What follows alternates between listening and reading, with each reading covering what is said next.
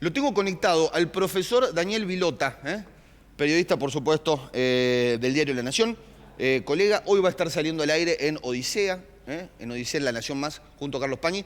Está en línea con nosotros. ¿Cómo andás, Daniel? El placer de saludarte acá en Bien Directo. ¿Cómo estás? Hola Martín, tanto tiempo, ¿cómo estás vos? Hace rato no charlamos. Bien, con muchas preguntas, con muchas incertidumbres. Primero, ¿cuál es el balance que haces sobre lo que sucedía ayer en el debate? ¿Hubo un ganador? ¿Hubo un claro ganador, como expresan algunos de los portales? A ver, primero, el debate me pareció muy malo en líneas generales. Contrastado con el del 2015, el otro va a quedar en la historia, porque por lo menos se debatieron propuestas, no fue lo que ocurrió en este. Con lo cual me cuesta entender quién podría ser el ganador después de una lucha casi en el barro. Probablemente propuesta desde el comienzo por Massa y después seguida y también insuflada o profundizada por Javier Milei. ¿Qué pasó en el medio? ¿Qué pasó en el medio del debate donde hace referencia a Sergio Massa a un Javier Milei que lo dejaron solo? No vinieron tus amigos, te abandonaron tus amigos, le dice en un momento Sergio Massa, y es parte de lo que se refería, es parte de lo que se decía en el día de ayer. ¿Por qué no fue el PRO? ¿Por qué no acompañó el PRO a Javier Milei ayer en el debate en la Universidad de Buenos Aires? ¿Y por qué tenía que hacerlo? Bueno, ¿forman parte de la coalición o no? ¿No se esperaría que No, vayan? no hay ninguna coalición electoral constituida frente a la justicia. Lo que sí hizo Mauricio Macri y la presidenta del PRO, casi a título personal, fue darle el respaldo a Javier Milei para la segunda vuelta. ¿Qué trato de decirte con esto? La verdad que me parece que Massa, que evidentemente por el tono de su discurso y la estrategia que siguió, diera la apariencia de venir detrás de Milei, buscó un tono de campaña para tratar de acortar esa distancia. Por eso trató de mostrarlo solo. Sí quiero decirte, y es el único punto donde voy a hacer una alusión casi de término personal, Sí. me pareció un golpe debajo del cinturón, traer a la discusión el Milei que fue pasante del Banco Central. Sobre eso te Eso voy a me preguntar, parece.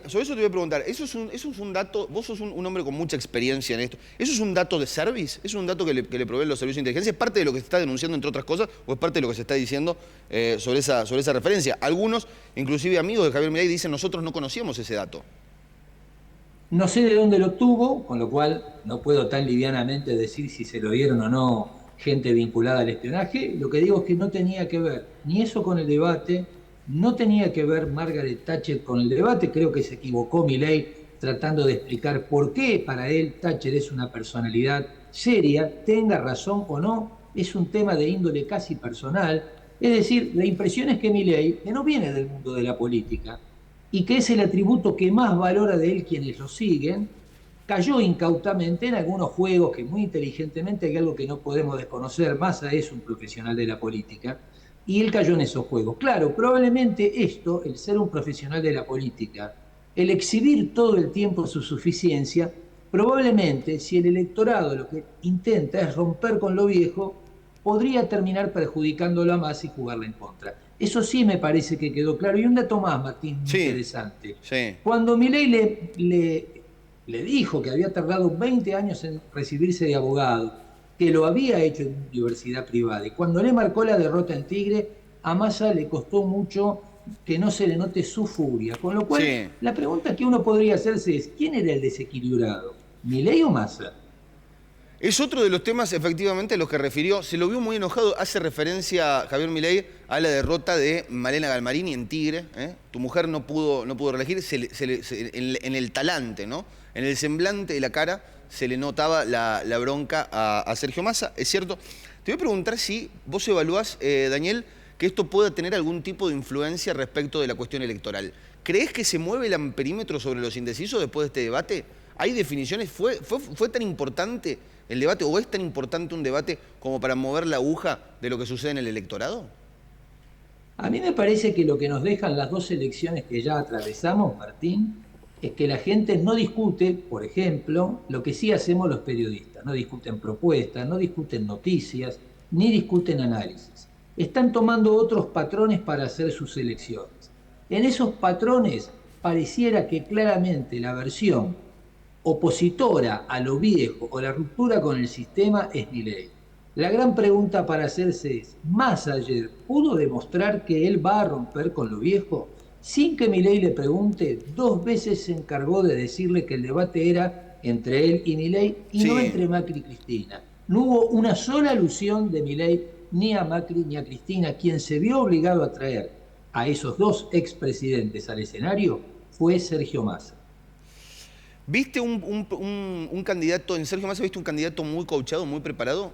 A mí me dio la impresión, te lo comparto, me dio la sensación de un profesional de la política y una persona que estaba allí por momentos, como Javier Milei, por momentos daba la sensación que estaba superado por el contexto, por el momento, que no tenía la práctica que tiene un Sergio Massa para ese tipo de contexto. No sé si compartís ese análisis, esa lectura. Yo comparto que Massa sabe desplazarse en un escenario frente a cámaras y que Milei no, e insisto mucho en esto, sin conocer, falta bastante, el resultado de las elecciones. Atención, que probablemente lo que los votantes de Milei estén valorando es precisamente todo lo que Milei no tiene como atributo de político profesional, que no sabe trabajar con cámaras, que se equivoca, que es falible y que hasta asume fracasos. Vos lo que decís es que efectivamente se identifica, el electorado se identifica mucho más en eso que en lo artero o tal vez en lo certero del discurso de Sergio Massa.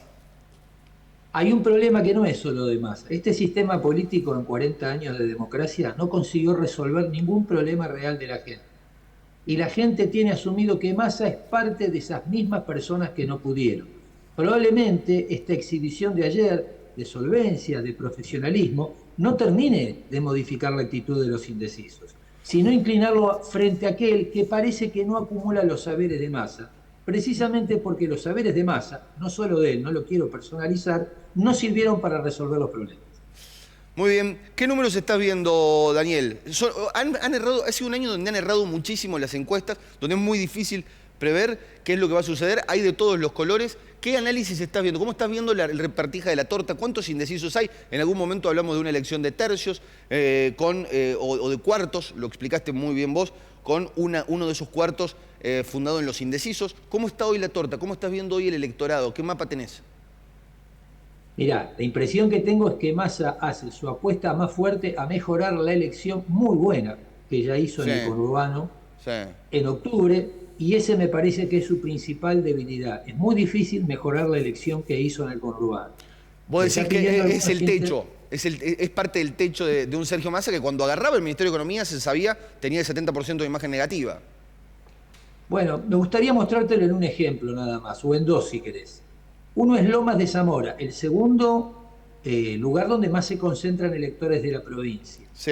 El intendente que estuvo lejos de la elección del 2019, donde hizo casi 200.000 votos, sacó 150.000.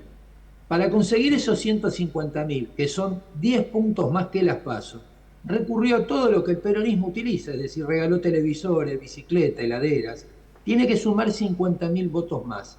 ¿Dónde podría ir a buscarlos? ¿Y cuál es la necesidad o qué le podría ofertar a la gente para persuadirlos esta vez? ¿Qué tendrá que duplicar el televisor en la misma casa? Es casi un problema económico, Martín, no es político. ¿Cómo recreas la demanda que ya satisfaciste en la elección del 22 de octubre? Vamos a Tigre. El intendente sacó 50 puntos y Sergio Massa 42. Y Massa pretendería, por ejemplo, que Zamora mejore 10 puntos, pero Zamora tiene que mejorar 10 él y saltear la diferencia de 8 puntos que hay entre él y Massa. Es decir, tiene que mejorar casi 20. Esto es lo que estoy mirando en el conurbano. A menos que, como están advirtiendo algunos intendentes, estén dispuestos a hacer todo lo que se pueda hacer en el conurbano para satisfacer el pedido de Sergio Massa. Y a eso sí, es un tema que hay que seguir con mucho detalle. Ahí está, es el análisis del profesor Vilota. Daniel, gracias por este contacto tan importante para nosotros, tener esa mirada en este lunes después de lo que sucedía y en la previa, en la antesala de lo que va a ser el fin de semana electoral de la semana que viene. Abrazo enorme, hablamos el domingo que viene, Martín. Dale, abrazo grande. Ahí está.